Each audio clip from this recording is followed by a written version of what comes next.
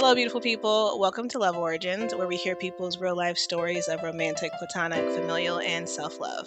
I'm your host, Candace Spencer, and today we have on the podcast my friend Dannielle, who you may hear go by a few other names as well. But she is here to tell her familial love story, and I'm very excited to welcome her to the podcast. Dannielle, please introduce yourself and share whatever you think is most important to know about you. Wow. Thank you, Candace. I'm excited to be here. My name is, my legal name is Berthelia Dannielle, and I go by Candy as well. And I'm a believer, and I'm a mom of three. I have a singleton, which is a single birth kid, who's 17, and I have twins, boy girl, that are 15. So I've had three under three, three under five, and it's been a wild ride. So other than that, I am a sibling to three. I have um, about nine, I think, seven. They'll probably kill me. I have lots of nieces and nephews, and one parent that's still on this side of heaven, and one that's transitioned. Other than that, I am my background is in clothing and fashion design, and 2 years ago, the Lord pivoted me in a hard pivot to education, and so I'm a middle school teacher. You can send your condolences as soon as you'd like to, and I teach sixth through eighth grade, and I teach encore classes, which are old school electives, and I teach career exploration. So it's pretty fun, but it is a remarkable challenge, and I'm still here, enjoying snow days. I don't know when this will air, but enjoying snow days. Okay. I definitely want to come back to you being a teacher, but let's take it back to little Candy. hmm Tell us about her, how she grew up, like what were you interested in, what were you excited about, like kind of what was going on at that point in time. Oh my gosh, little Candy. Okay, so I am the youngest of four. My mom and dad got married pretty young, and they had my oldest brother and my sister, and they're about 14 months apart. And they told my mom she couldn't have any more kids. So then 10 years later, my brother was born. Surprise. And then 2 years later, the only child they ever really wanted was born, and that was me. Spoken like a true youngest child. Wow. Exactly. So I grew up in a very small town. It's in Virginia, and it's called Crew, and it's to me, it's one of the most sweetest and endearing places. It's home, and so I grew up in a single family home. That was my grandfather built the home. My grandfather was in World War II, and he built the house that my dad was born in, and all of my aunts and uncles lived in that house at some point. And so it was entrusted to my mom and dad when my grandmother passed away in 1972. So it's the only home that I've known. And my mother is from the same town, so her and my dad were both small town um, people. They had large families. My dad's one of 11. My mom's one of 15. So Oh, two of the largest families in that small town. And so they got married and had four kids, and they have 10 grandkids, and six is growing, six or seven great grands now. So that I grew up going to church every week, and having playtime for me was being with my cousins. So when you have that many aunts and uncles, you have lots of cousins. And so every Sunday would be we'd go to church, and then we'd go to grandma and grandpa's house, and we would just play. So growing up, my cousins were like my siblings, and it was a lot of us. And so that's what I remember, like small town love. And then when I became a teenager, a little bit just before I became a teenager, my sister got married, and every summer she would come and get us and take us to the big city of Norfolk and Hampton, Virginia, and we were just like, wow. But that's where I met the true love of my life, which is Jesus. And my sister, and my brother in love, they discipled me to Christ, and so growing up was just about family and fun. It really was. It was not a lot of if it was hardship, I didn't know anything about it because my parents were great protectors and providers and things like that. But very simple. One thing I do remember is we used to always have dinner at 4 o'clock every day, 4 and p.m.? 4 p.m. because that's when my dad got home from work, and we ate at 4 every day, and then we played outside every day. So those are some things that were just etched in my memory about growing up. And we would have big suppers on Sunday. We'd eat at our grandparents' house. We'd eat all the time. We'd eat at our grandparents' house. We'd eat at our own house. But we always ate supper every day. We never went out to eat until my brother turned 12. I remember that because we went to this restaurant called Friendly's in Richmond because we had to go outside of crew to go to something. And and it was funny. We had never eaten out on Sunday. So we were like, what is this? So it was different. Always, always family time around the table. And and I don't know if it was truly planned or that's just how because that's how my parents were raised. It was just etched that you just sat at the dinner table to have dinner. So that was growing up. Hot Okay. summers, hot summers, hot crew hot summers. Is crew spelled how it sounds, or is there a different spelling for it? It's with an E on the end of it. So there's two Okay. crews in I think in the world there's Crew England and Crew Oh, Virginia. So I always tell people I'm from the one in Virginia instead of the one in England. you should fake a British accent one time and be like, I actually, the one in should. England. I should. I gotta work on that. Okay. Um, we're gonna come back to the question of because our next question would be like, what impact did your dad have on how you parent? But before we go that deep, I want to talk about generally how you were raised impacts how you parent because what I know about your family is y'all are very celebratory with Yeah. every occasion, every event, and so even something with the suppers every day. I'm curious about how that's translated into how you parent your kids. Um. Ooh, yeah, that's good. Okay, so becoming a parent, um, I had all those ideals of this is what it looks like, and just a little backstory. I'm the youngest and I waited the longest to have children. So I not only was raised a certain way, I got to watch my siblings parent their children and saw how they kept a lot of the core values and things that we've done in the home, but they all added their own little unique twist to it because their families are unique to them. So a couple of things I had to get rid of the ideal because it was not going to happen. So when they're small, when your kids are small, of course you dictate everything. So we're going to eat this time. We're going to eat this way. We're going to do this.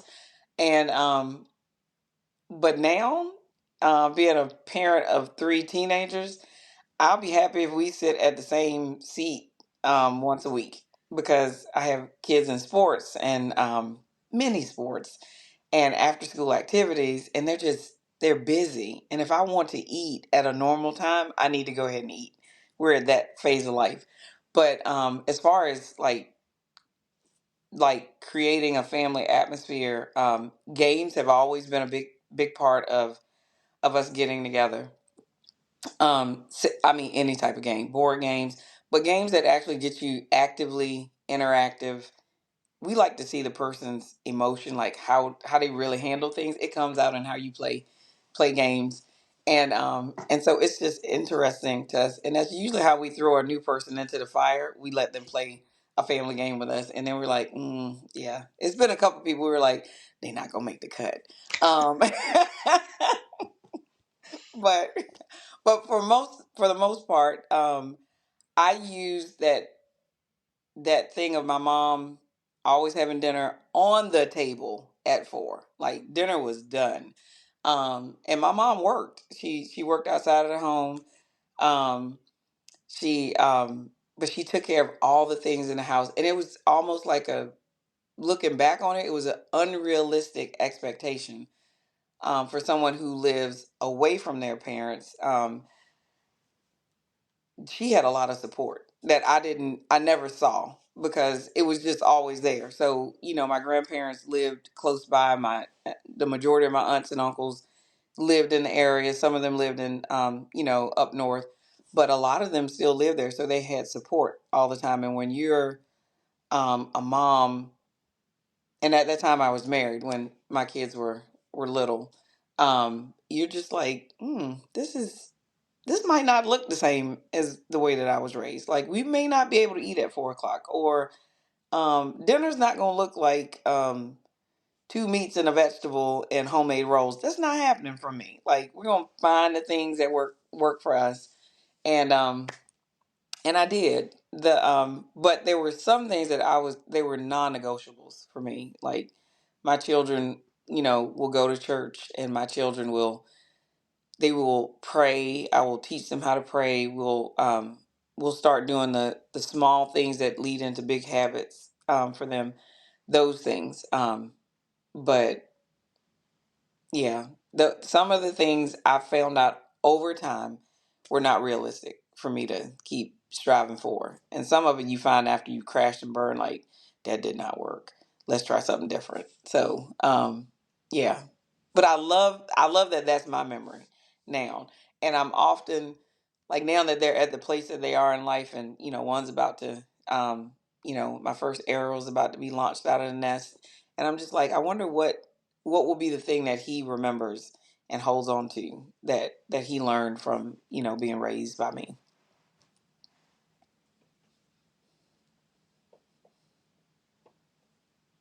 You're on mute.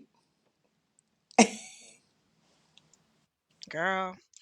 Anyway. I was like, did I? No. It's okay. The It's button a didn't light up, so I didn't realize. I thought I had clicked it. Anywho, let's go a little bit deeper and talk okay. about the role that your dad played in your childhood, and then talk about how that impacted your adult life. Okay. Um, One thing I can say about my dad is that he's from the silent generation. Let's be clear. He is the seen, um, authoritarian, very quiet person. So now remember, me and my sister are 12 years apart. So I got to see her dating when I was like 5 or 6, and it was scary. It Not because scary. Okay. yes, because everybody now, my dad always talked. Like, he was social, he laughed, he talked.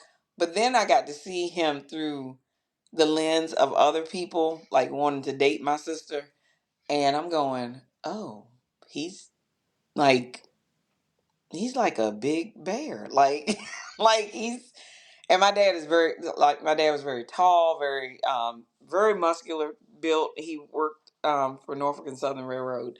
Um and he did all the things that machines do now. So he was lifting the rails and doing all that. So he was pretty built. So it was so funny.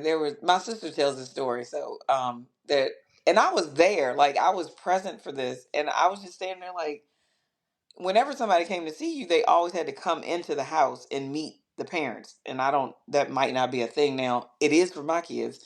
But and this one fellow wouldn't come in, and me and my sister are daddy's girls, so he wouldn't come in. And so my dad said, "Oh, if he can't come in, then you can't go out." And it was like, I've only heard my dad in conversation with my mom or us, not about other people at this point. And and she said, and most girls be like, "Daddy, da da da." My sister went and told him, she said, "If you can't come in, I can't go out." And he was like, "Well, I guess we're not going out." She said, "Well, I guess we're not." And she and she came back in the house, and it was like a done deal. Like my dad he is dad. Like, you will respect him. And so I was like, well, that's just normal then. Just it's and it should be in our, in the way that we were raised. And I just laughed. And I think somebody else might have tried it a time or two after that. And I was just like, come on. They were like, no. And so it's funny because as I grew up and I was dating, and I know I still keep in touch with one of the guys that I used to date, and he was like, "Oh yeah, I was scared of your dad," and I'm like, "What?" And so it's funny to hear them say, "Oh yeah, I wasn't messing with you like that. That no, your dad was no, no." And so I have a really close friend, like we're prayer partners, and it's so funny. Like we grew up together. His dad and my dad were became best friends, and we can laugh and have conversation. He was just like, your dad told me you're never gonna date her. Like I was like, no. And so Really? yes, it is hilarious because we were always friends. And so I was like, and he said, you know what? He said, your dad was right too. He said, I didn't know what I was doing. He said, that was probably the best thing he could have ever said to me. And I'm just like, I said, so dad was blocking like like way back then. And I started laughing. I was like, oh my gosh. But I mean, it's funny because I trusted my dad. I trusted him with taking care of me, providing for me. I trusted him. So it wasn't ever, I didn't think he was trying to keep me from anything. So when I think about how he influenced my life, um, we really were spoiled. Like, and not because we had everything, but we were spoiled to the fact that I knew my dad would be home. Like, I knew he was coming home every day after work, and he was an outdoors person. Like, he worked and then he came home. He didn't say a lot, but like we weren't like the the Huxtables where he just came home and he's cooking dinner. That won't happen. My dad no. My dad could cook, but he would not. So my mom cooked. My dad cooked on occasion, and when he did, it was like special. Like he had a special dish that he would make or a special thing. And any of my family that hears this, they're gonna like, why didn't you just say it was chitlins? That's what he made. And I was like, I know. Yeah, he did. Oh, So wow. Okay. yeah, so that was his specialty. And so, but then he would Chitlins? like chitlins. Yeah, that was it. Okay. Yeah. Yeah, caviar of the South is what they call it. Is Yeah, that what I don't know that we it's should give it that moniker. well, it was good. But I'm telling you, when he transitioned, that was the last time I had something. I was like, I don't trust anybody else's because I was with him when he was preparing it. So, and didn't know any better. But then after You that, I it was didn't like, smell? oh God, yes, yes, it was awful. Some of our funniest memories of my dad cooking, like preparing them, we would be up like playing games. We'd be up playing Uno or something late at night, just in a delirious laughter phase of playing the game. And my dad would look at us like it'll be 2 o'clock in the morning. He's preparing them because a holiday is coming up, and he's working days in advance, and we're all just sitting there laughing and talking and hysterically crying, laughing at whatever's going on in the game. My dad's looking at us like, why don't y'all go to bed? Like he's just giving us the look. He's not saying it. And we just but then he enjoyed it. So he just kept doing what he was doing. And it was those are the times that you don't think those are family memories until you look back and you're like, that was that's one of the memories that we think of all the time. And we're just like, wow, that was special. And we didn't even know it was. It was fun. Okay. So, yeah. Did I don't know if I answered the question. May have. But Enough, as far as yeah. I remember. So we're gonna keep on moving. It's fine. It's fine. Um, so that's kind of you and your dad in childhood. As you're getting older and going to college, becoming an adult and starting to date, what does that relationship look like? Ooh. Let's see. So, okay, like I said, my mom worked outside of the house and they had this flip flop schedule. So I never saw my mom in the morning. Never. Um, because she would have to be at work by like 4:30 in the morning. She worked in dietary management food services um for what's now a rehabilitation place, but it used to be just an elderly care home. So she used to work there. She's always loved to cook. Nutrition is her thing. Taking care of people. So that was a perfect fit for her. And so she would be gone. So if I would see her at night when I said goodnight, and then I would see her. She'd always be home when we got home. My dad worked for the railroad, and he didn't have to be at work until I think 7:30. So he would always wake us up, and my dad has the largest voice, and I can still hear it sometimes. I'm just like, oh my god! Like when he tells you to wake up, the whole house is awake, and you're just like, oh my gosh. So I just remember when I was probably, I had to be like 12, maybe 13. I was being very, very slick, and they asked me what I wanted for Christmas. I said an alarm clock.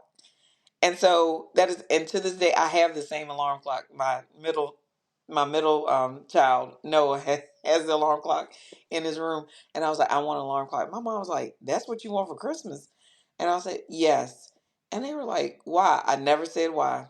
And then I got the alarm clock, and as soon as I opened it, you would have thought it was like the Christmas that I got my Barbie dream house. I was so excited. I was like, oh my gosh, I got, and my dad and mom are just looking at me, and I was like, so you can never have to wake me up again. I don't like being scared awake. It's just his voice was just booming in the morning. And so I my dad still, he did not trust the alarm clock. He would come and wake me up before the, and I'm like, what is the point? Oh, And wow. so I'm just like, and he would just be, and you could tell he was tickled by this, and I'm just like, there's nothing funny. And so that, I don't know what it was about the alarm clock, but that is when I saw my relationship with my dad change a little. So I know it was after I was it was when I was turning 13, because that's when I gave my heart to Jesus. And I came home, and like most people do when they first get saved, they get gung ho and they want to throw away everything that they ever had. So, like I had a Michael Jackson album and all of us, and they were like, whoa, whoa, whoa, like we pay good money for that. Don't throw all that away. I was like, but my life has changed. And I was like, I wish I had that album now. I didn't throw it away, but I was like, it's worth a lot of money, and I still like Michael Jackson. So we came home from summer, because remember I told you my sister would come and pick us up, and we spend summer at her house.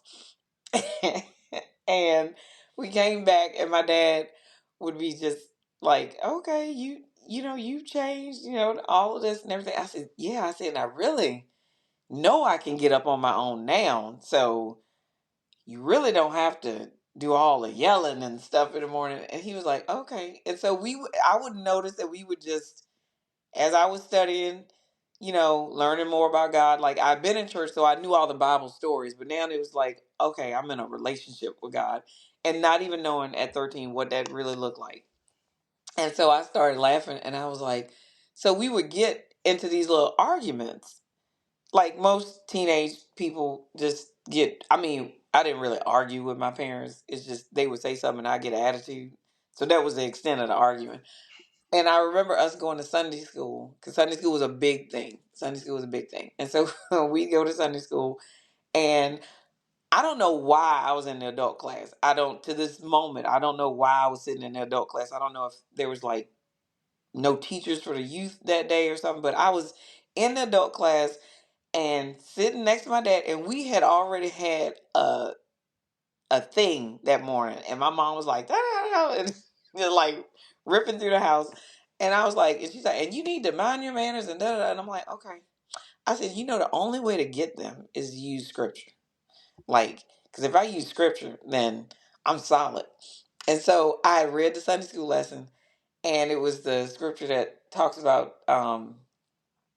children, obey your parents in the Lord, for it is right, blah blah blah. And so, but there's also a part that says parents or Don't fathers, provoke do your not children. provoke your children. Yeah. So I was trying to beat the brakes off of everybody so I could be the one to read that scripture out loud in Sunday school. And my dad looked at me and just started laughing, and I was like, are you laughing? It was just like, so when I wanted to be upset, he would do something like, and I'm like, and so the whole Sunday school is like family. So, and people that we were grown up with. So when I did that, everybody in the house knew I had an attitude about something that happened, and they were like, oh, and they all started laughing. And I'm going, I said, what in the world? And so one of my mentors, and I didn't know she was a mentor then, but and she told me, she said, Candy, she said, parents have lived longer and they know better. And I said, so because they're old, they know everything? And she said, and she would give me the space to say stuff like that and not think that I was getting smart because I really was just asking a question. And she said, yes. And, she said, you just have to believe it. She said, whatever it is that your dad is saying no to. And I said, who told you? She said, you told all of us. Mm. And she said, so whatever your dad is saying no to or not yet, then go with it because it's the best thing for you. And I'm like, mm-mm. But I mean, I I did whatever it was that they told me to do eventually. Like I was a typical teenager. I had a smart mouth. Sometimes I would, I would do the typical thing sometimes when I see my kids. I'm like, I look at them and I'm like, who are you? And my mom looks at me and reminds me, they are you. And I'm like, Mm. oh wow, okay. So my dad didn't my dad didn't talk a lot. He did not negotiate with children. It was again, silent generation. He gave a rule. You were expected to follow it. Did we try? We did, but it was so funny. If we were gonna get a no, it came from my mom. He Mm. quickly diverted that, like, okay. And we always thought it was our mom. Like, you are just mean. Da, da, da. And so the he was always the prince because the no's always looked like they came from her. And as you become older, you realize, Daddy, this was you. He was like, yeah. And my mom was like, yeah, y'all got me looking like the bad one. But she did not care. She loved that role. And so she was like, yeah, that was your dad. She said every which way but loose. She said it was your dad saying no. Every which way She but said I loose. was the deliverer and he was the one saying no, no, they're not going. And it was like no explanation. The no was the no, like, and that's it. So I can't parent my kids that way. Now, there's some things that is a hard no, and I don't give any explanation. But my kids have different learning styles. So I do have, one of my children I have to give a little bit more explanation to so that she can understand why is it no? Like sometimes it's just a no because she can see it on me. Like don't even try it. But there's sometimes when I give a no, I need to give them some information to give them a frame of reference of this is why we do such and such. And maybe not in the moment, but when they're at a place where I can teach them why the no is a no, I'll do that. My dad, the no was the no. I'm not teaching you. It's because I said so. So because I said so was the rule. It was the creed. Okay. So then you got to college, I believe, to where? Because I'm UNC. forgetting. UNC Greensboro. Yes. Okay. Yes. So you're at college, and then you get married after college. Yes or no? Not directly after. Okay. So I went to UNCG, and let's see, yeah, I went to UNC Greensboro, went there, met the person that I was going to eventually marry, but I went to another college after that. So I got my Bachelor of Science from there, and then I went to Chicago for 2 years and got my fine arts degree. And I didn't get married until after I had finished all of that. Okay. Yeah. What was your dad's impact on how you dated? Hmm. That's a great question. Um, I dated a couple of people in high school, or was it? It was one primary person in high school. Um, but what my dad told me was when I went on my first date, he told me, he said, um, "Don't do anything that you wouldn't want me to be sitting there watching you do." I'm like, Daddy. Ew. I'm like, what? Oh And so man. I was like that. And so it's like parents then just gave you like a glimmer of, I'm gonna put a little fear in you Mhm. to bring you back to your reality. Um, but it was so wild. And so um I dated this young gentleman, and he was kind. He had a great family. He was more drawn to his grandparents, really connected to his grandparents, which was always a thing with me because I loved older people. And so, and my dad would take care of older people in our community. So I think that was one of the things that was interesting to me. That was a connection in probably every person that I've dated, that they loved older people. And he told me this particular individual didn't know how to change the oil in his own car. And so he didn't know how. And he came to my house, and I knew how to change the oil in my car. So, because my dad taught me. And so I'm just looking now. My dad taught me, he said, now you shouldn't have to do this, but if you need to do this, and I would always stay out there with my dad when he was tinkering, when he was fixing something, I was always there. I knew that's how I learned how to pass him the tool that he needed and what it was. And if I didn't know, he was like, you know what this tool is. And I was like, I don't. I've never been here before. But just because I've been out there that many times with him, so he would show me stuff. And so this individual wanted to go out, but he needed to change his oil. And I was just like, so change your oil. And he said, well, I don't know how. And I'm going, what? In my mind, it should have been a red flag. Like, you, like, what? And so he came up to my house, and my dad laughed at him. And my dad walked out there and he said, so you still changing your oil? He said, yes, sir.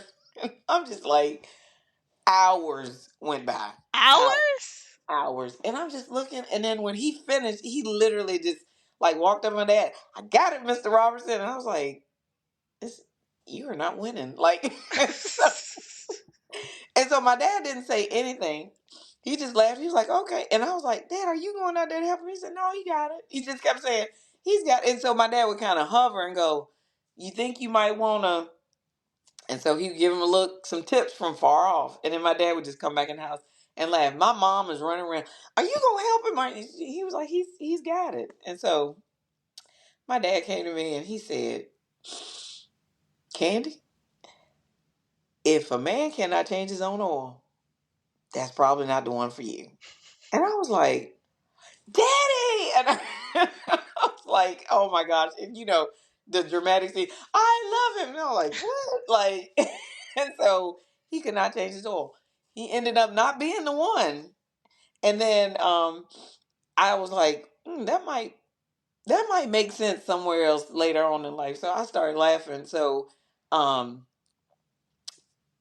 somebody else that I dated after, it was really briefly, and they didn't know how to. I was like, quickly, nope, just move on.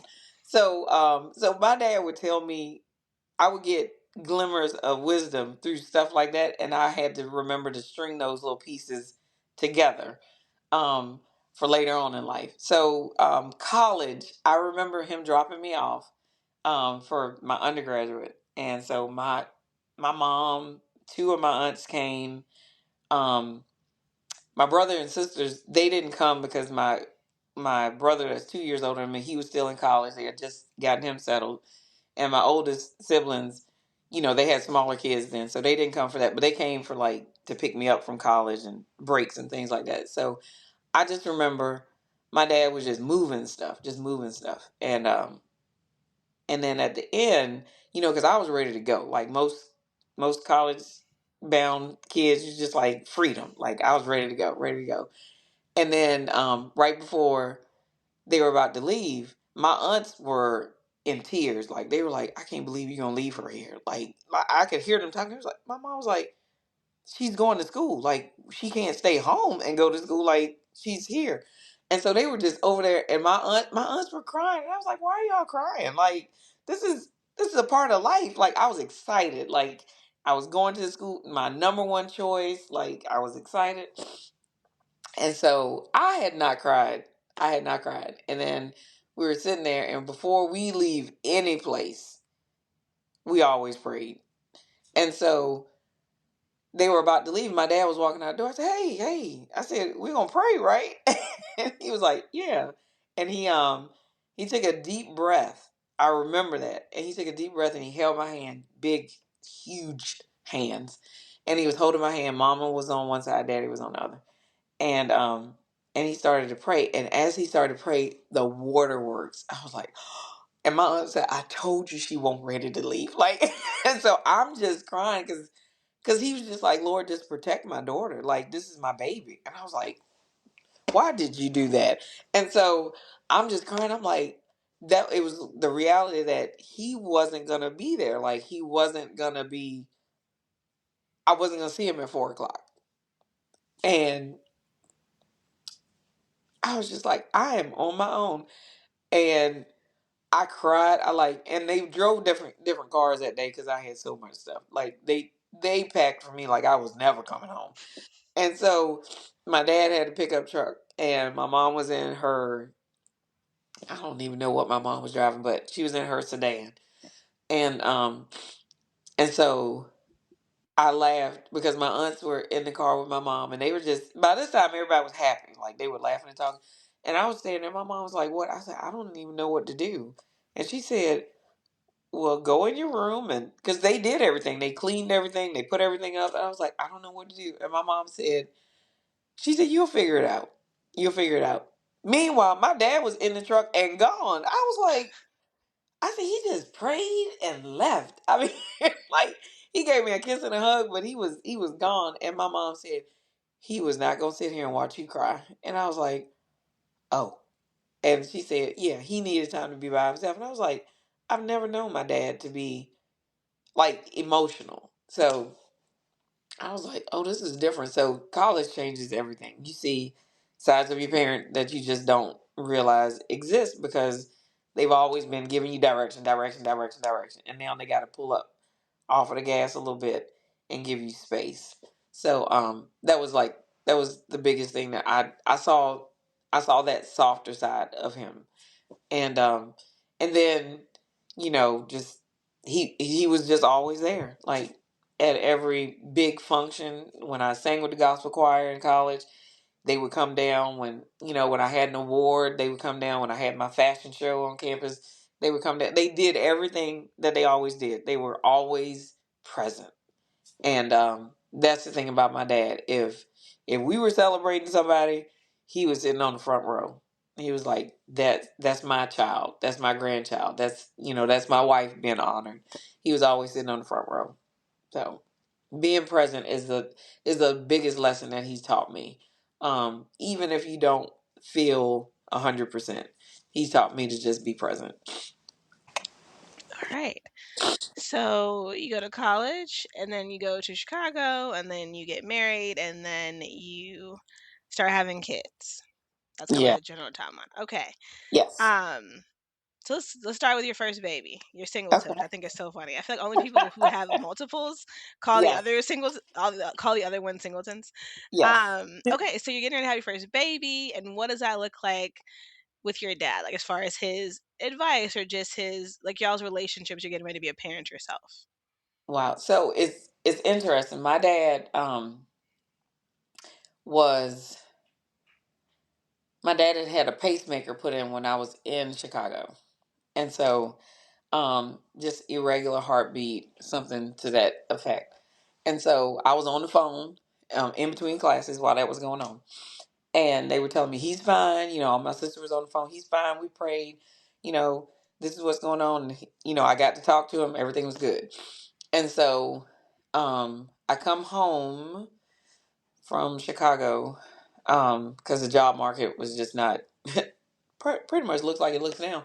It wasn't it wasn't good, so I came back um, to Virginia, North Carolina, and so I was trying to find a job that wasn't in Virginia because I didn't want to live in Virginia. Like I knew I didn't want to live in Virginia. I wanted to be the kid that moved away but was always connected to home. I just and my dad was just like when I said I was going to Chicago, he never said anything. He was just like, let me get you a ski mask and all this other stuff because you're gonna need to be warm. And I was like, ski mask, like we robbing a bank, like what?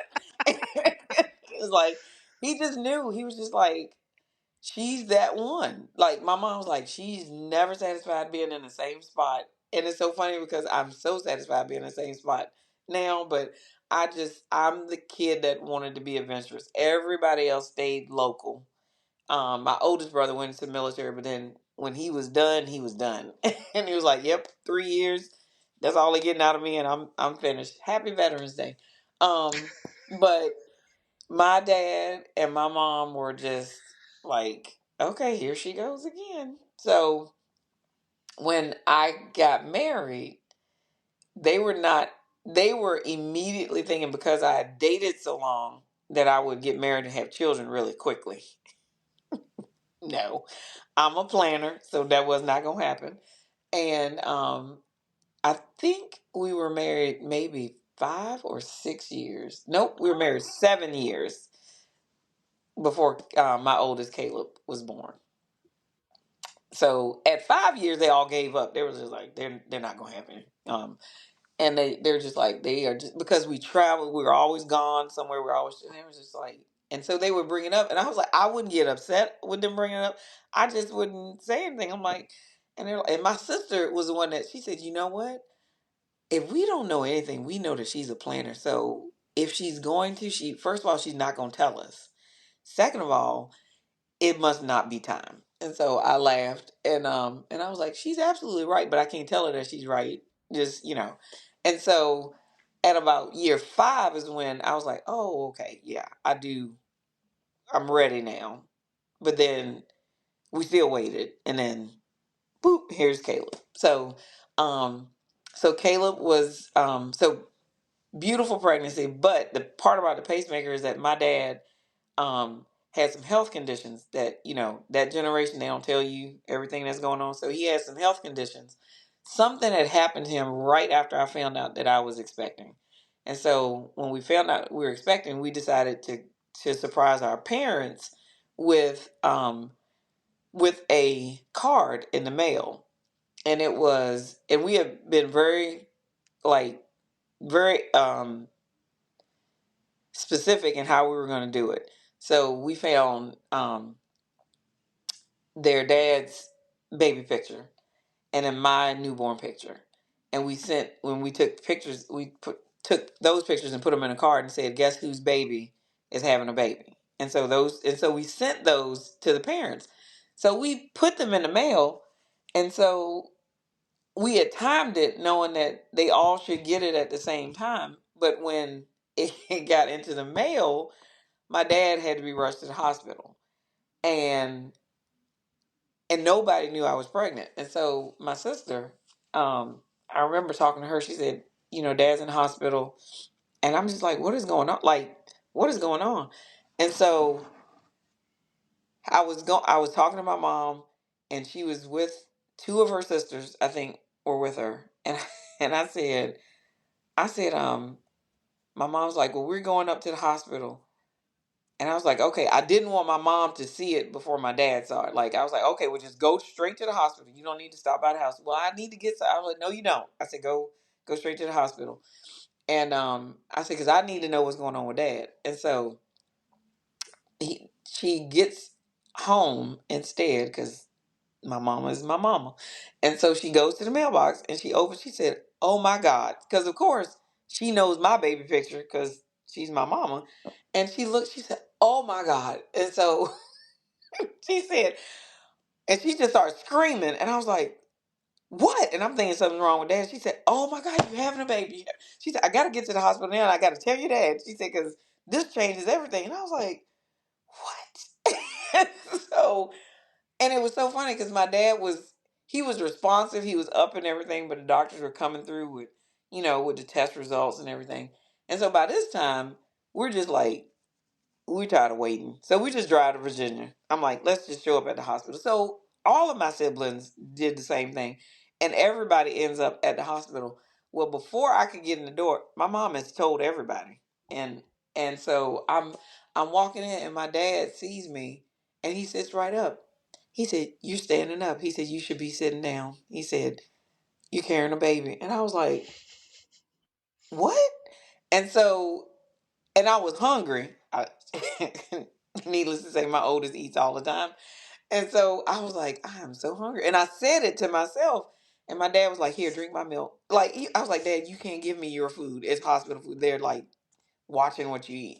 And he said, "I don't care. You eat this." And so so then they showed him the picture. And so it was so funny. Everybody was like, "Well, did you mail ours too?" And I was like, "No, we just sent it to the grandparents." And so they were like, "Oh, they're the only ones to get one." I'm like, "It's not a baby announcement. It's just announcing we're pregnant." And they were like, "Oh, so we don't get one." So it was, my dad was just laughing. He was laughing. He said, "She's gonna be a mama." And so in that conversation with my mom, he was like that. And so my mom later told me, she said, "I think that gave your dad the will to fight, like whatever he was going through at that moment." And I was like, I said, "Yeah, because I think something happens to people when they have grandchildren. I don't get it, but I could see it in my dad. Like I saw how he was with every grandchild before. They are the world to him. Like he was grateful for having four children, but those grandkids, OMG. He had seven up until Caleb is number eight, out of 10. And so the last three came from me. So so I had a normal pregnancy, and and then it was time to deliver. Like all the things happened, water broke, had done all the little Lamaze and all the stuff. But when I went to the hospital before, you take a little tour of the hospital. I never paid attention to the NICU. I was like, well, we ain't going there because they kept saying my pregnancy was healthy and this, that, and the other. And I was technically not the old person yet. Like a year from that, I would have been that maternal gestation, elderly person delivering. And I just started laughing. I said, okay. So when Caleb was supposed to be coming, he just stalled on me. Like I got to like 2 or 3 centimeters dilated, and bro was happy. He was not moving, and they were like, we're gonna wait. And so I'm like, we waited and waited, and then it wasn't like a patient waiting. It wasn't like there was no pain in the waiting. I was having full blown contractions. He just was not coming out, and so um I was just tired. I was tired. And so my dad and my mom came in the room. And one thing my dad does not like to see people in pain. Like he has a very high tolerance for pain. And I get that from him. So the doctors and the nurses are like, this is too much for an average person. And so when they had said something like that, my dad got up and walked out of the room. And my mom was like, he can't stand to see y'all in pain. Like he can't. And my mom has a very low tolerance for pain. So she was like, girl, take something. And I was like, no, I'm gonna be a soldier. I'm not taking an epidural. I'm not, and I was like, oh my God. I was like, he just does not want to. And I didn't know what I was having. I was just like, baby just doesn't want to come out. And so after a while, I just, you get to this place. I don't know if every woman gets to this place, but you get to this place where you want everybody out of the room. Like you just, and so I sent their dad out. I was like, can you leave? Like, Not the just dad too. just Everybody. everybody leave. Just because at one point everybody was in the room. The maintenance people were fixing the TV. It was just everything. And I was like, I need to be alone with me and the Lord and just by myself. And so I was laying there and it was in between contractions, like nothing was happening. I was like, go, just go. And so I was laying there and I was like, Lord, whoever this is. And one of the nurses, she had to come in and check the vitals. And she said, you know this is a boy, right? And I was like, no, I don't. She said, no girl would put their mama through this. She said, this is a boy. And I just started laughing. And so when she left, and the fact that I could laugh was funny. And so when she left, I was like, God, I said, this is enough. And so all of a sudden this huge, ginormous contraction happens. and I literally stand to my feet from the bed. And they knew it. Like it was some alarm went off somewhere, and they were like, they came in, Miss Jackson. I was like, what? Because I was standing up like, what do you want? And they were like, you have to get in the bed. No. I said, this hurts. I'm not getting back in the bed. And they were like, no, you have to. The baby's heart rate is going down and your heart rate is going up. And so then my doctor came and she said, okay, enough's enough. Brave woman. You've been in here 30 some hours. We got to deliver this baby. And I was like, were you? And I'm like, are you going in to get him? Like, what? And she said, yeah. She said, we need to prepare you for a C-section. And then I just kind of lost it. And my mom and dad came in for a quick second because they were getting me ready. And my mom was a basket case. And my dad was just a rock. And so he might have been a basket case with her, but he was a rock to me because I just looked up at him and and he said, "You're gonna be okay." And my mom was like, "Yes," and she was, holding my hand. And they had to leave because they got to get everything prepped for you to go. And and the nurse said, she said, "Why?" She said, "Why are you nervous?" And I said, "I don't know." She said, "You getting ready to be a mom?" She said, "Let's get this baby out of here." And so she was saying it as my parents was leaving, and they had to take their dad out because he had to get in his scrubs and everything. And I started laughing, and I was like, "Okay." And she said, "There it is." She said, "There's the joy." When she said that, and so we, came out and delivered him, and he was huge. He was 8 pounds, 14 ounces. Wow. I'm very short. I'm 5'1". So he was 22 inches long. So he was just big. He wouldn't come out because he was just big. And so I laughed and I was like, wow. Like he looked like a full on infant. He didn't look like a newborn at all. And I was like, oh God, that's a lot of baby when he first came out, but he didn't cry. And so, I'm just like not knowing that he did because I'm crying so much. I just figured he cried, and then I saw Marcus leaving and going over there. They were doing the AppGuard test on him and stuff, and he wasn't responding. And and then it quickly turned, and I was like, so I didn't go to the maternity ward. I went to so he and I both ended up. We later found out both of us ended up with an infection, and so he evidently swallowed just before he was being born, and some of the amniotic fluid just got in his lungs. Lungs were just like torn apart, and so he went to NICU, and I went to the neonatal ICU for the moms. And we didn't get to see each other for a little while, so they would take pictures of him and bring him in there so that my milk supply would come in. And so all of that's going on. I'm in trauma and I don't really realize what trauma is at this point. And so when I can finally see him, which is a day later, um, I go to NICU and and you only get two passes in NICU. The mom gets a pass because she's the mother, and then the father or the support person gets a pass. So we had two passes. So Marcus and I were in NICU, and my mom asked for a pass, and I said, and I've never like blatantly said no to my parents. Like if they needed something, if they asked for something, I would also always say yes. But I became a mother, and I said no. You cannot have my pass. So, and Marcus gave my mom his pass, and I looked at him and I said, "That's you." I said, "I said because that's mine right there. Like that's my child in there." And so I started laughing. Now I laugh when I look back at it. My mom said, "You would not give away that pass," and my dad said, "Of course not." Like, like, and so as days progressed, he was in there, which seemed like eternity for me. He was born on the 17th. He didn't get released to the step down room until the 27th of May. And but those 10 days seemed like eternity for me. And his test scores just kept going back and forth. He was plugged into everything. he had needles in his head. When they had to move to the needles in his head, I kind of lost it. And my dad, it's a picture that I have of my dad, and he had his ginormous hand on Caleb, and he looked at me, he said, he's gonna be okay.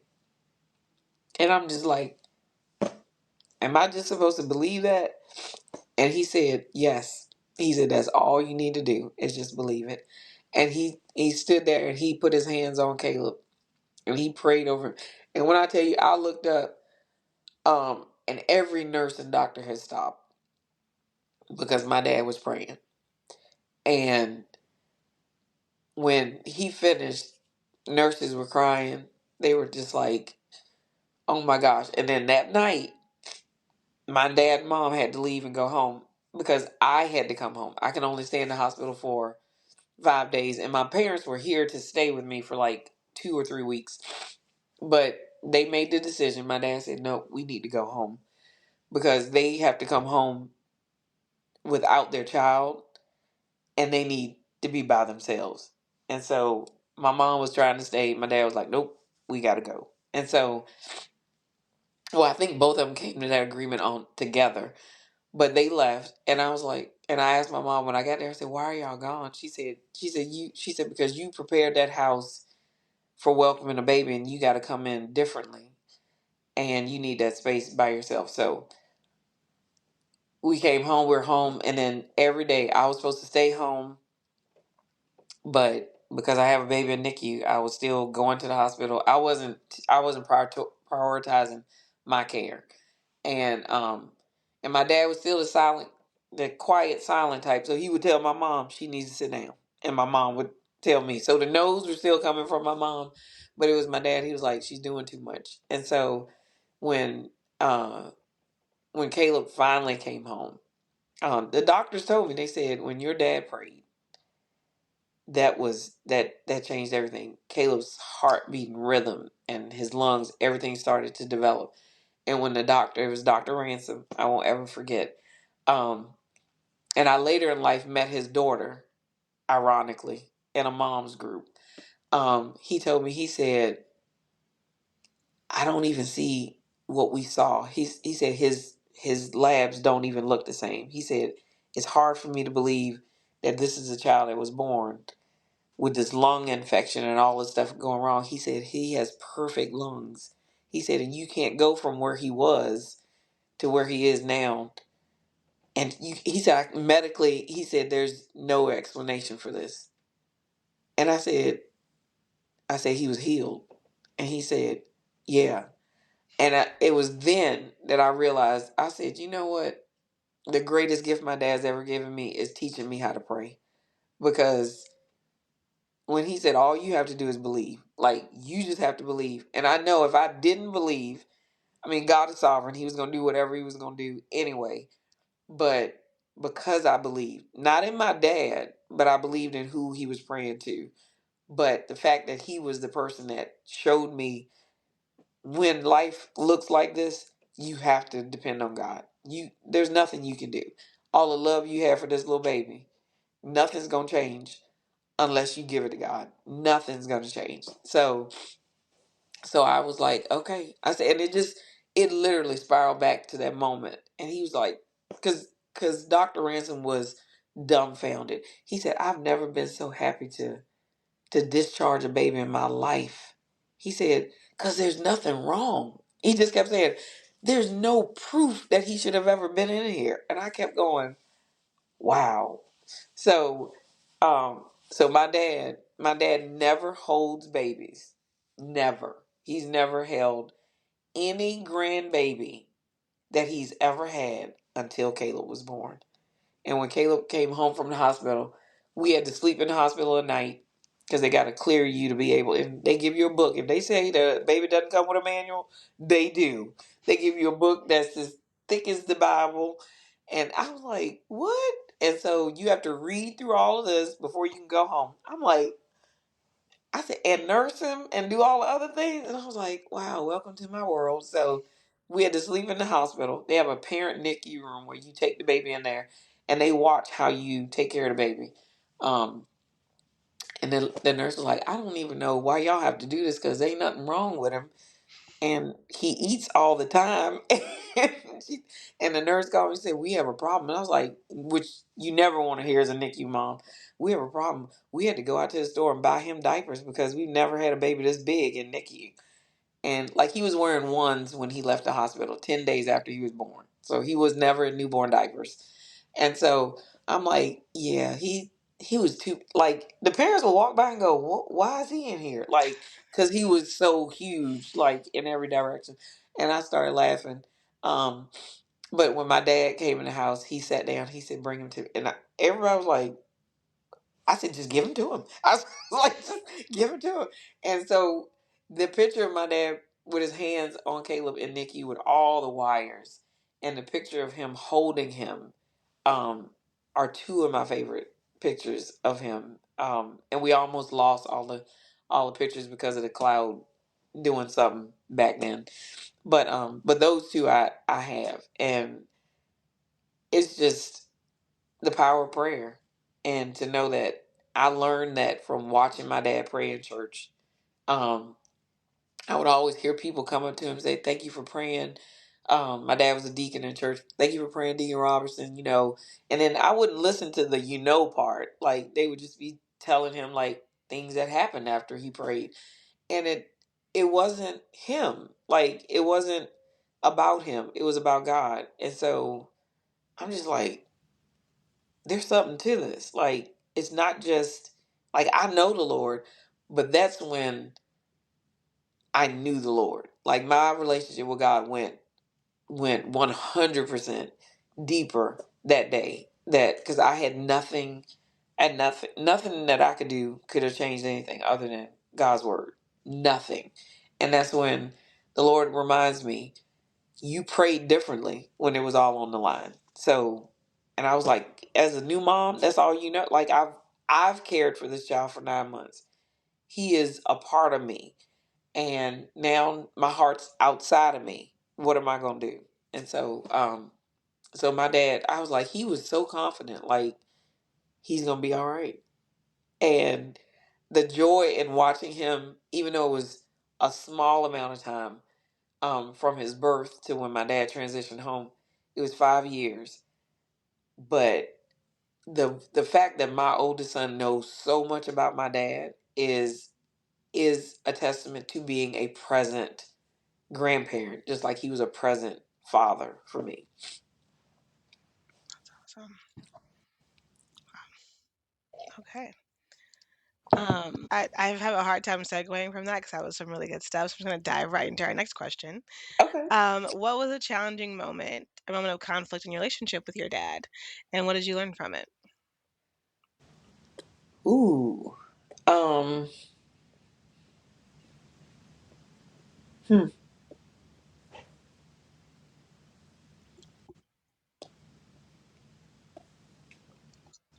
It's hard to believe. I don't recall a conflict in my adult years with my dad.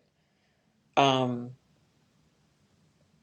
I think most conflict would be in the spiciness of my teenage years, because I was spicy, and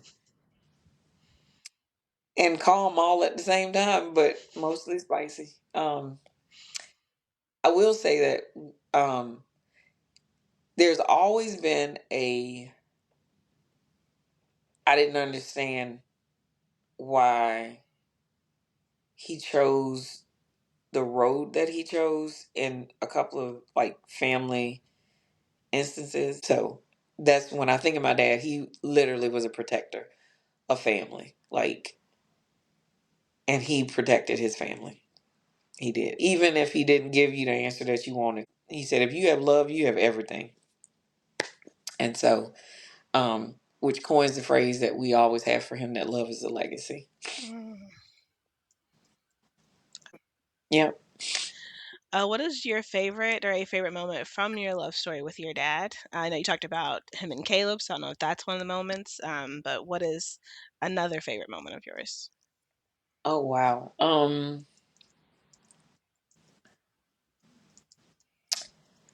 Ooh, there's a lot.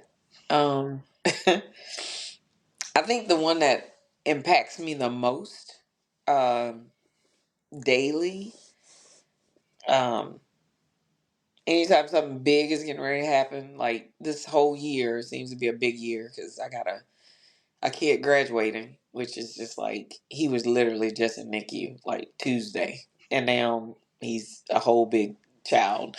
Um, is gosh, um,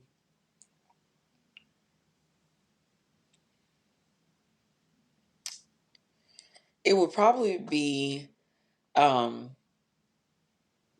2 weeks before he passed away. We had a conversation, and I was a stay at home mom.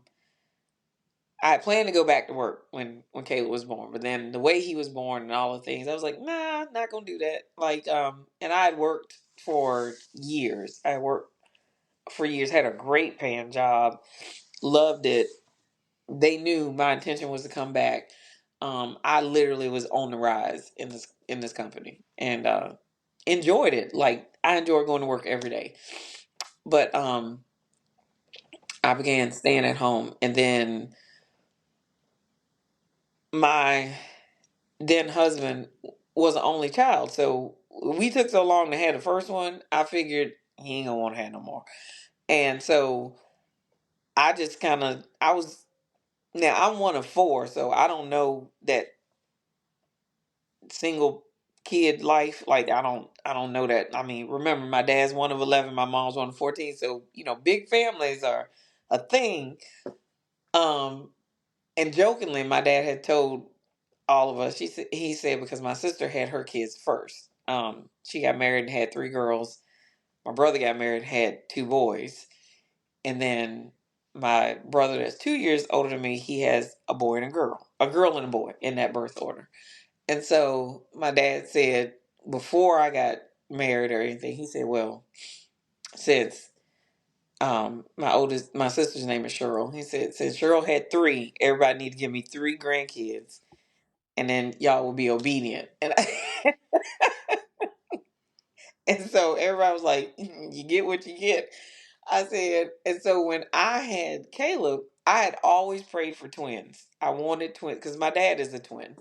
And I never met his twin sister. Her name was Genevieve, and she passed when they were, I think, 12 or 10 days old.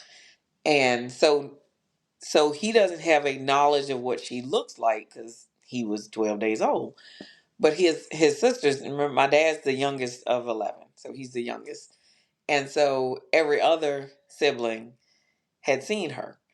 And so when I found out that we were pregnant again, um, they said something strange with the machine. So can you come back and we'll just do a ultrasound and just confirm everything. And so I was like, okay. Went and had the ultrasound, came back, went to go eat because I had to eat all the time. And then we had the ultrasound, and in the ultrasound they said, "Oh yeah, there's a heartbeat." And then they said, "And there's the other one." And I said, "Other what?" And so they were like, "Baby." I said, "Where?"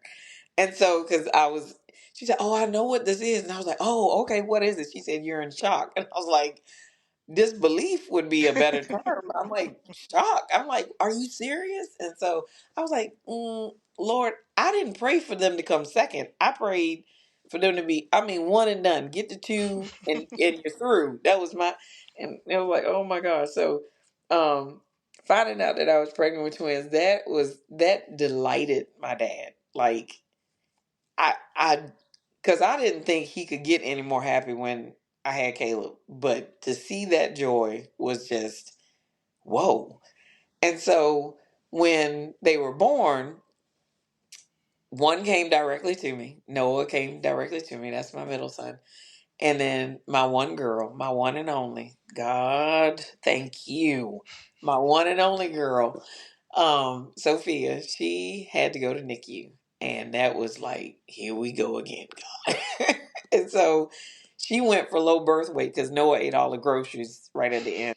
And so she went for low birth weight, but she missed regular nursery by 1 ounce. So we were like, Mm. oh, this won't take long. And so she was born on the 2nd of May. And so I always say she's my eternal birthday gift because she came home on my birthday, which is the 8th of May. And my parents came down and they typically stay a month with you with one child. But they say 2 months because it was two children. And so we just had they bonded so quickly, but my dad bonded to Sophia super quickly. Like she would be squirming and all of that, but if you just put her in my dad's arms, she just quieted down. Like they had a bond that was just unreal, and she would laugh when she was little, and I was just like, "What is this?" So they had this connection. So when I could finally take her to the family, because I got old parents, so they were like, you can't be outside, you gotta Mhm. wait." So when I brought her home, brought them to Crew to see everybody. So when I brought her home to Crew, and the aunts and stuff, they were like, my this one aunt, my this is my dad's oldest sister. She's passed away now, but she's the one that dreams of fish and knows that everybody's pregnant. So she knew Ah. I was pregnant before anybody else anyway. And so it's a picture of her and my dad sitting beside each other, and she just began to and my aunt is the laughing aunt and the sweet aunt and the cooking aunt, but I've never seen her cry. And so when she held both of them, and then my dad took Noah, and they're sitting side by side, and she had Sophia, and she just tears started in her eyes, and I said, "Oh, Lily, are you all right?" And she said, "Oh my goodness," and I'm thinking, did the girl poop on you? Like I'm just like running over. I'm like, what? I said, "What is?" And she said, "This is Genevieve," and I said, "What?" And my dad turned. Everybody in the house looked, and she said, "This is her. Like this is her." And I was like, "Oh wow." And so if they already didn't have a bond, their bond got tighter then. So just before my dad passed, which was sudden and out of the blue, Sophia was diagnosed at like 6 months with a heart condition.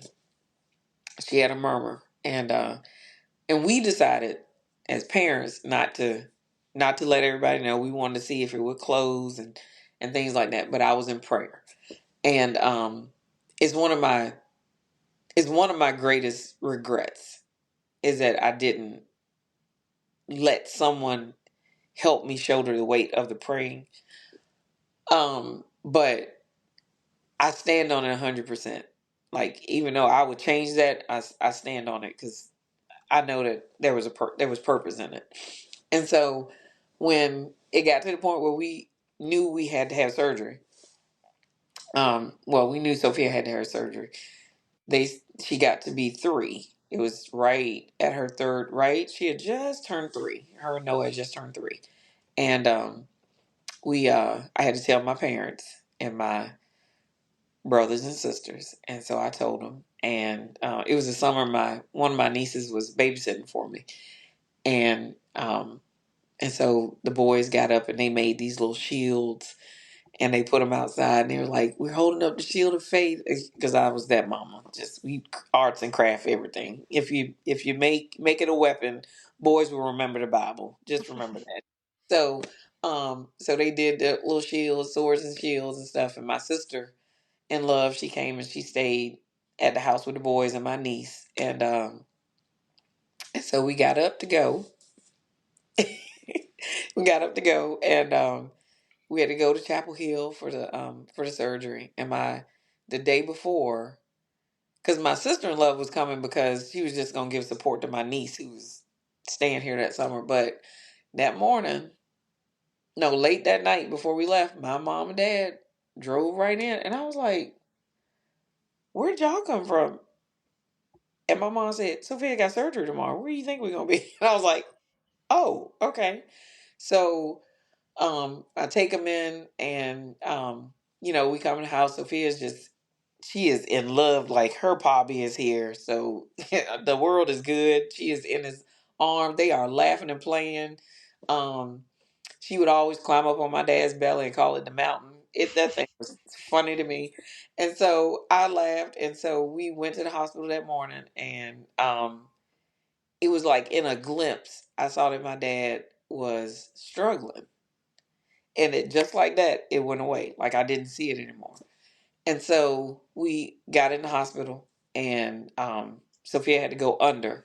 So they told me what happens when little children go under anesthesia. That they either come out and they're so relaxed that you think something's wrong, or they're so emotional. Well, just guess which one Sophia was. She was on the high emotion side. And so um, she was excited to see me, but she was crying. She was crying. And then I'm holding her, and um, their dad is in there, and he walks out. I'm just like, why are you walking out? And and the nurse comes back in. Sophia's bleeding out. Like I'm covered in blood. I don't even realize it. I'm covered in blood, and it's just like going down. My sister and her family, they are traveling through North Carolina because it's supposed to be a really, quick surgery. She would have to spend the night just for observation, but quick surgery. So I know, like she's out because they had already called me and told me she was out, but I had to wait to go back there for recovery. So that's when all this happened. My sister didn't hear anything. She started to pray because one thing they gonna do, we gonna pray. And so when I come out and I told my mom and dad, I said, she's out, and then they called me back. And so they were sitting there, and they were fine. They had finally, breathed, and everybody was exhaling. My mom was going to get some coffee or something. And I went back there. And when I didn't come back, my dad, this is what my mom told me. She said, your dad looked at me and he said, she's been back there too long. He said, we need to pray. And all this was happening when she was bleeding out, and the doctor stopped every surgery to stand there because with little babies, you have to just apply constant pressure. And those nurses sat on that table, canceled every surgery to apply pressure for Sophia. They were like, no other child matters right now except this one. And so the doctor came in and he gave the nurses, I mean, it just took her a long time to clot and to get it to stop. And so I was covered. Like when they finally moved, when she got stable enough to move her back to the bed, I looked down and I was like, okay, I can't walk out there covered in blood. Like that's going to set something off. And so um, Marcus ran to the car because I was spending the night with Sophia. And so he ran to the car, got my clothes, I changed, and then I came out there with, hey, and my dad said, different clothes, huh? And so so I laughed, and I said, well, and my mom said, we knew something. She said, so we went into prayer. She said, and she fine? Is she fine? I was like, she's fine. I said she's still, a little out of it. I said, so we got to go upstairs. I said, so it'll be a minute. So all of that happened. I had to be with her the whole way, small kids. So you got to be with them during the transport and all of that. And so she wouldn't eat. That was what was concerning them. She would not eat anything. And so my mom and dad kind of disappeared for a while. And I was like, where are they? And then I was like, but never mind. I don't have, they're adults. I'm in here with the child. And then the nurse said, if we could just get her to eat something, because we need to see how everything's working. Sophia wouldn't eat. And she was like, she just kept saying, no, mommy, no. And I was like, okay. I said, can you just drink something? And she wouldn't. And my dad walked through the room, and my mom said, would you like some French fries? And she said, yes. And I don't know how the two of these thieves got regular hospital food up to the NICU, like the critical care intensive care unit, but hot fresh fries came out of a bag somewhere. I said, and they're piping hot. Like, how did you do this? And my dad just started laughing. He said, your mom. And I said, oh gosh. So she ate for Poppy and Nana, and she was fine. And then while all of this was happening, I was not in a good place in my marriage. So I got a child in the hospital recovering. Like we come home. First thing Sophia does, she runs. She said, "Poppy!" She walked out of the hospital. Like they were like, she has to be in a chair, but they were so tickled by her with her purse walking around the floor. They were like, just let her walk. Like they let her stand on a thing to officially escort her out the hospital. But she just came in. She saw Poppy. She went running, and my sister-in-law was still here, and my niece. And so everybody was just like, Fia, like you would not have believed that this child had just been on a operating table and had bled out. She's a miracle. And so that was on that was on August 15th. My mom and dad stayed for they stayed for a little while because they left on the 25th. And so in that time I was starting to go back to work because it was just such a financial stress to be at home, and stuff just wasn't working out. Marriage was just going through turmoil, just turmoil. And I was trusting God because I was fighting for my marriage, and it was just the hardest season I think I've ever been in, with a child being, sick and having surgery and all this other stuff that was just going on. Just, insurmountable bills, da da da da. So during all of this, I get a call to come and work for a company that I worked for before. I contracted with them. I worked for them full time, and they were asking me to come in at a great salary, kind of picking up where I left off in the upward mobility and stuff. But they also knew I was a mom. Like that was like forefront for me. So I had great schedule and all of this. And I've been doing some tip work for them. And so I was excited. I wanted to celebrate it. And the people I wanted to celebrate it with were my parents. Um, and so I said, Mom and Dad, I said, I'm going to take you out anywhere you want to go. And so I'm just thinking they're going to pick something nice. And my mom was like, oh, let's go. And my dad said, McDonald's. And I What? said, what? I did the same. I was like, and my mom looked at my dad and she's like, okay. And I'm going, I said, no, no, no. We're going to celebrate. Where would you like to go? And I'm like, like, I know y'all like Olive Garden. Like, and my dad said, yep, McDonald's. And I was like, so I had a minivan because, three kids, no arms, the doors got to open for you. And so I said, okay, it of all the places that we can eat, you want McDonald's? My dad's like, yep, McDonald's. And I was like, so we get there. And I'm still confused. My dad's driving my car. I'm sitting in the back. I let my mom and dad get in the front. I'm sitting in one of the captain seats. And I realized I asked my dad rapid fire questions that day, which I don't typically do. Like I will talk to mom and then dad will interject, and then I might say, well, daddy, did you know da da da, and he'll answer or whatever. But I kept asking him rapid fire questions that day.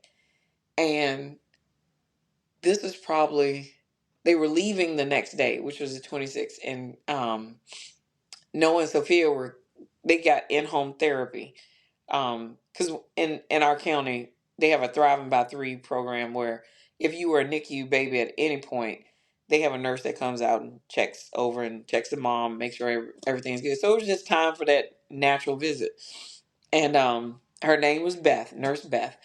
And so we went to McDonald's, and I was like, "You want to go in? No, bring it to the car." And I was like, I said, "But we celebrating." My dad said, "Yes, and there's no reason to use all the money celebrating." Like, and I'm going, "Well, how big do you think my check is, or how small do you think my check is gonna be that we can't go sit down and eat?" So my mom was like, "I'll go in and order everything." Like she was excited all of a sudden about McDonald's, and I'm like, "What in the world?" And Crew is small. We don't have a McDonald's, but still, McDonald's is not a big thing. So, so she goes in.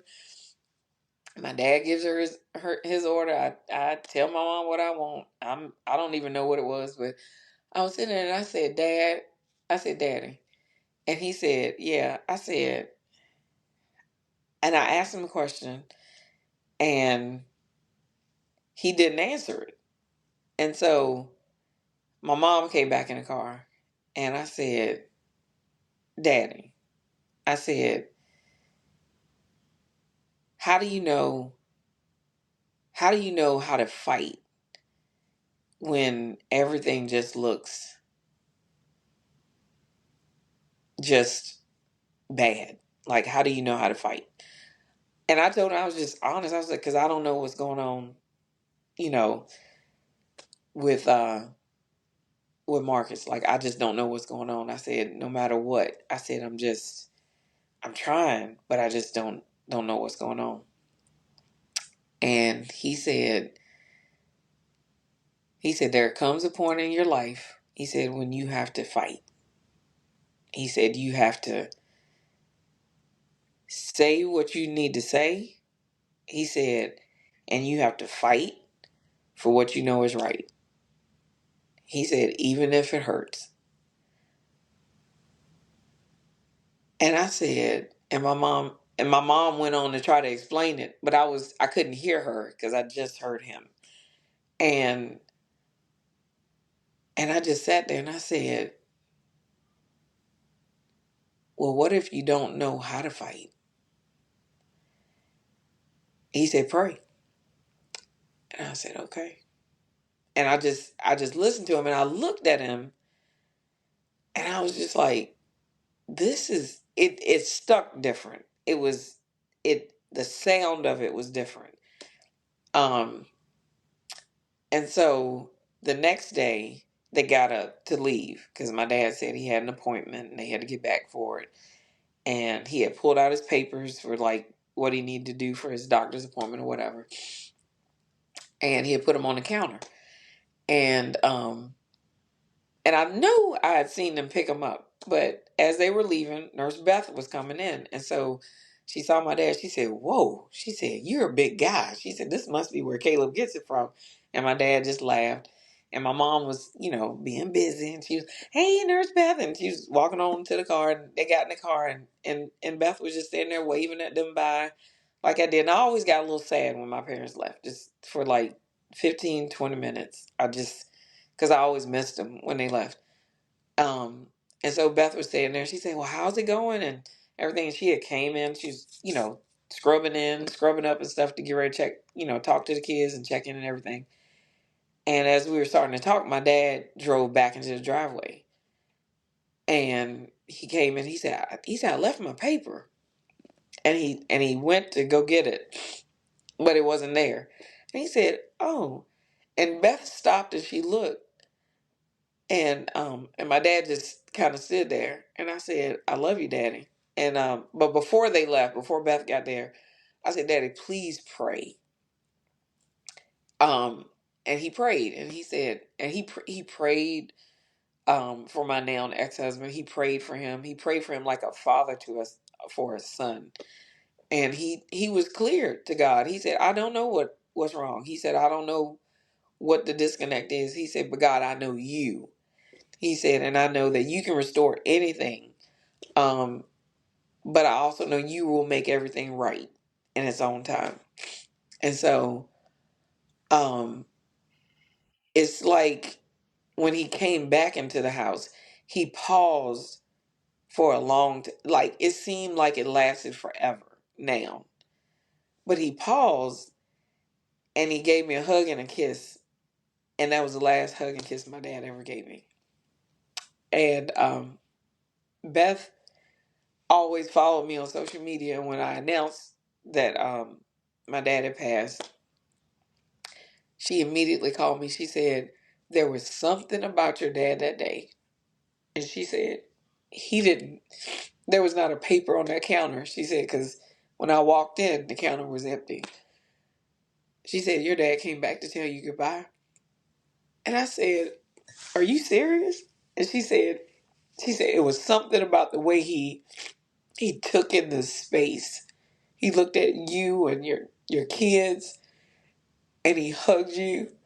She said, and I knew you felt it. I said, I did, but nothing like that. And a day later, on the 27th, is when my mom called and said, your dad, and it literally took me back to when Caleb, when we announced that he was being like, that we were pregnant. And I was like, oh, we've been through this before. And I was like, okay. So I remember asked my mom, do I need to come? And she said, I think he's fine. She said, but, and then I called my sister. She's like, well, they said he's, I don't know what it was called at that point. But I think he had a stroke because they had to fly him from Crew to Richmond to the hospital. And, and when she gave me the detail, I was like, okay, I gotta go. So I drove up there, and he was just sitting in the room, and he was squeezing hands and making eye contact, and he had seen everybody except me. And then when I walked in, he looked at me, he looked over at me, and he squeezed my hand. And I was like, Daddy, what in the world? I said, you were just at my house, like we were just having like regular conversation. And I said, well, we trust God with everything. And he nodded, and within 2 days, he was gone. I left and I came back because Caleb was starting kindergarten, and I could hear my mom. My mom was saying, "Well, Caleb um, start school tomorrow. I think it was the 28th. He started school tomorrow." And my dad was listening because he was tracking, and I could hear him saying, "And you need to be there, like, and you need to be present." And so I left, and I was like, well, Caleb starts tomorrow. And we well, because you know me personally, we sent pictures of the first day of school to the whole family, and everybody was like, congratulations, we're praying for you, have a great first day, buddy, and stuff like that. And the next day I was dropping Caleb off, um and I called, and my oldest niece was there. She said, Auntie, she said, I think you need to come. And I could hear the weight of it in her voice. And I, made arrangements for everybody to be picked up, and Marcus took care of everybody getting picked up and everything. And I went, and all my brothers and sisters were there, and just it just went so fast. And that night, I was at the hospital with my mom. Everybody had went home, because they needed a little bit of a break, so they went home. And they had told us, he's stable, da da da, da, and they had done all the little tests and whatever. And then all of a sudden, the doctors came in the middle of the night and said, we don't see any activity. And I said, whoa, whoa, whoa. I said, what we do? I said, everybody was just here. I said, what? I said, what are you saying? And then they, I said, okay. I said, well, we're a family. I said, I said, I know I'm speaking for my mom. I said, everybody needs to be here. And they were like, okay. And so I called everybody, and, we prayed on the phone. We declared, we decreed, we did everything. And then everybody came back to the hospital, and they, they told us everything and the way it stood, and we watched the test. And we didn't see any activity, and we just were praying, like, just take that one breath, Daddy, just take that one breath. And as we were sitting in that room, and he transitioned on his own, it just was a moment that I'll never forget, because he literally, he knew it. There's no one in my family would ever believe that my dad didn't make the decision based on things that he had heard the doctor saying, he was like, I wouldn't put my family through that. So I'm going to, um, there's a song that I'm going to bow out gracefully. And he did. So imagine having to come home to tell three little people who thought the world of one giant, because he was a giant for them, when I couldn't tell myself. And so that was one of the most difficult seasons of my entire life, because it was that was when I started therapy. Um, because I had lost my very first love, and then we were praying for my marriage, but it didn't survive.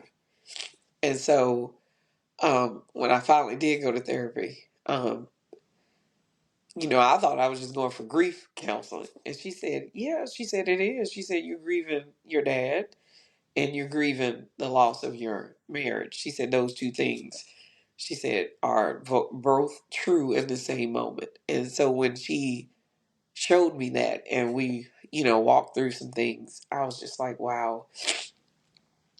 But a scripture came to me maybe 6 months after that. And I really can't tell you exactly where it is in the Bible at this moment. But um, the scripture says, in the year that King Uzziah died, it was then that his glory filled the temple. And so um, I just kept thinking about that during the coming together to get all the things done and prepared for his homegoing service and all the things, and trying to be um, there for my mom, and just 51 years, going into their 52nd year of marriage. Like, it just was a lot. And I just sat there and I said, Lord, I need you more than anything. um and even now, and I tell people, I said, it's easy for me to trust God. Even though that was hard, it's easier for me to trust God because I had an earthly father that I trusted, and he was ever present. So it's easy for me to trust that God is ever present. It's easy for me to trust that God will always be there. It's easy for me to trust the hand of God because he gave me an earthly father that I could see that. But what he showed me was my dad can't take the place of him. And uh, I didn't idolize my dad, but I respected him with a reverence that the Lord showed me. I need that reverence of me because I'm your father, and I'm gonna see you through all the things that he doesn't get to witness firsthand. He won't get to see Caleb walk across the stage. Um, he won't get to see Sophia get married. He won't. He won't get to see Noah make it to the major leagues. Um, but those things will happen because he planted seed. And I'm just like, I think sometimes people think that you have to be in someone's life for uh, 20, 30 years to make an impact. He only had 5 total years with my oldest son and 3 with my twins. And they write letters to him. They think about him all the time. And not because their mom is his favorite child, but but because he was present. And um and I'm so grateful. Like, I'm so grateful. I'm grateful that I was born. We say this all the time. We are not a perfect family, but we are perfect for each other. We say that all the time. My brother said that recently in one of our family prayers. And I'm just, so when we celebrate him, it's with these tears, and it's with joy, because he would be so proud. Um, and we are not perfect, like, by no means. We got stuff, But when the rubber hits the road, we're going to do exactly what he told us to do, which is be there for your mom because she has always been taken care of. And he told us without having to instruct us, this is what you do. And he be there for each other. Show up. And he always said love, he said love will win. Love will win. And I just he's oh my gosh. One Saturday he would say these little weird things and we were like, what in the world? And he'll ask a question that has no answer, except the one that he comes up with. And so he'll ask the question. I heard him telling somebody that came to the house, it was some man from our church or somebody he had worked with. And he asked him, he said, have you ever seen a house smile? And I'm like, Daddy, what in the world? And he said, and the man was like, no, I can't say I've ever seen a house smile. He said a house smiles when you see the people that come out of it and the laughter and the joy. So I think that's why family games were always important. Even if he didn't play, he was just happy knowing that he was in the room when everybody was playing.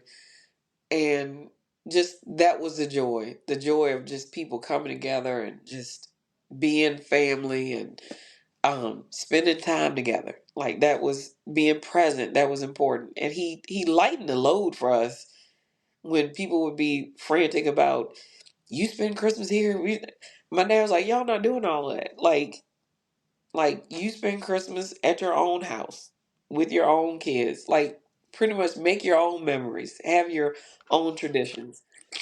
But on New Year's Day, we having dinner together. Like, and so we did. Like that was when he made his famous chitlins, and my mom would cook everything else, and black eyed peas, and the stewed tomato casserole, and we would do all of the things. And that would be our Christmas together. But for him, it was we're gonna have the first meal of the year together as a family. So, um, as his legacy, the oldest granddaughter um, tries to be boss and tell us what day the family dinner is gonna be on every month. So we have a family dinner every month because sometimes you just need to remember those 4 o'clock meals and just sit at the table and see each other. So that is that is probably the answer to that question, which I don't remember what the question was. That's okay. Because your point about when he said love always wins actually leads to our last question, and that everyone has to answer. Um, and that is, why do you keep choosing love? Oh wow. Mm. I keep choosing love because I really see through um, my parents' love and the love that I see from my siblings. Um, the youngest couple in our family just celebrated 30 years of marriage in my intimate family, my siblings. And every day for them has not been easy, but they they had a great rubric to go by. They had a great my mom and dad could have arguments, uh disagreements, I'll put it that way. And my dad would choose um peace over his point sometimes. And sometimes he would stand on that hill until until the hill wore away. But they love is forever. It's forever. It really is. It's forever. And marriage is work. And they never shrugged from the fact that marriage is work. It is not pretty every day. Um and I choose that because I was the youngest in the household. So I honestly think I spent more time with my parents as a single child than anybody else because my grandmother was still living. My dad's mom was still living when my oldest siblings were were born, and so she was in the house with my mom and dad. So I don't really think anybody really had them to themselves until it was me. I literally used to show up on their wedding anniversary and go to dinner with them because it was when school break was happening. I was like, well, if you didn't cook at home, I guess we all going going to dinner. But they chose love. They made an effort to be there, to ride through the fire, and to be there. And I now that my kids are older, I have these conversations with them that no matter what happened between your dad and I, the goal is for you to find the person that God wants you to be with and to stay with them. And every day is not going to be beautiful. Every day is not going to be um, just, roses and just meals magically prepared and bills, paid and all that. I said, there's some days that you just got to struggle a little bit, not in a bad way, but anything worth having, it comes with a fight. It comes with a fight.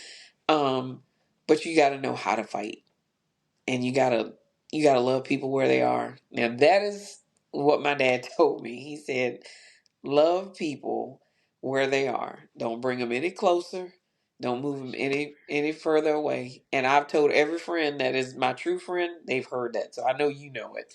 I have. Um, but it's a lesson that keeps opening itself up to me in different ways because I've had to love people that I really want close to me right where they are, and that means that they're not as close to me as I want them to be right now. And that's hard. It's easy when it's somebody that you like, I don't really care, Lord, just this fine. I can love them from way over there. Um but every moment that I'm just grateful. I was born into the family that I was born into. Um, Being a teacher has made me appreciate my parents more than anything else. Anything else. I would not want to be born in this time. I would not want to be. I'm glad that I'm in this time and that I get to see it, and I get to be a partaker of what this next generation, what they're going to bring to the table, because I'm excited about what they're going to bring to the table. Even on those days where I'm looking like, what? I'm still excited about what they're going to bring to the table, but the generation that I'm teaching right now, they are faced with more things than I ever would have imagined. And I just think about how safe my home life was. I know I didn't agree with my parents, all the no's, all the you're not going there, you're not saying. I mean, it was even cousins my mom wouldn't let me spend the night with. You're like, no, you got a bed, you stay at home, and you'll see him at church or you'll see him at your grandma's house. But I thank God for every no and every you're not going that I ever got in my life. I thank God for it because I would not be here if I had went to all the places and done all the things. There's a right time to get some no's in your life. There's some great closed doors that I'm glad closed in my face, even though it didn't feel good at the moment. And I trust that because I had parents that could see further, had experienced more, and they knew what was good for me. And even when they didn't know everything spiritually to do for me, they had enough life wisdom to hold me in a place where I could be sheltered enough. Well, I'll say covered, but not really sheltered, but covered enough so that I had grace to get through those those weird spaces in life. So, man, I wouldn't trade my childhood for anything in the world. I wouldn't. It was not perfect, but man, I'm grateful for Natalie and PC Robertson and every one of my siblings, from the oldest to their best child that they ever had, which was me. I'm just grateful. I love how you consistently will call yourself that. Like you have not Yeah, deviated I from just that need to fact. remind people. Yeah, I just need to remind people. The baby of the family is always the bread and butter. Like that's That's Yeah, So very much youngest child behavior that I don't it understand as is. the oldest It is. child. But okay. Yes, exactly. That's exactly what my brother and sister would say. Oh Wow. man. Okay. We're gonna do your pop culture tie-in, but I've told you this before, and I think I'm gonna say it publicly as well. Your dad's legacy, because you mentioned that your kids, he left an impact with only 5 and 3 years of your kids, but he had, I don't know, I don't remember how old you were when he transitioned, but he had all that, 39. huh? 39. 39 years with you. And so Yes. his legacy continues on, and I've told you this every time, but like I'm impacted by his legacy because I know you. The phrase about loving people where they are, that got me through a pretty good time in my life Mm, with somebody. Like his legacy lives on through you, and I'm grateful to be a part mm, of it and to experience it. yes, So, you are. your pop culture tie-in, do you have one? Ooh, I've been thinking about this a lot. So it could be a couple of things, but I think what comes back to mind after talking with you today is and sharing is family games. So Taboo is a Hmm. game in our family that can get really, really, really ruthless. Like, and we figured it out a long time ago that we needed to put the boys versus the girls. And the joy in it is not always winning, although the girls always win. Is that it gets everybody involved. Like no one is exempt from being a participant. And my dad used to just sit and watch, but it was at some point when my kids were born that he started actually participating in it. And we actually, my brother shared he actually taped it.